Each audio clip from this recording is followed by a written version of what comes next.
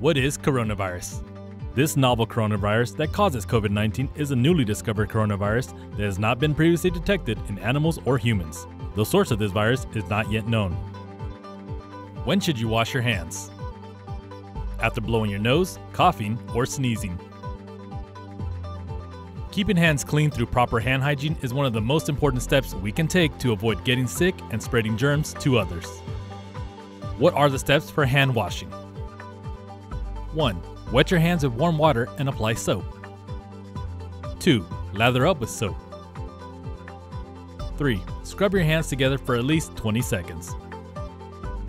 4. Rinse your hands well with warm, running water. And 5. Dry your hands completely with a clean towel.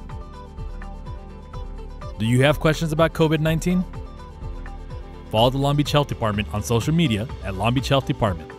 Visit the city's website at longbeach.gov/COVID-19 or visit the city's website at longbeach.gov/COVID-19.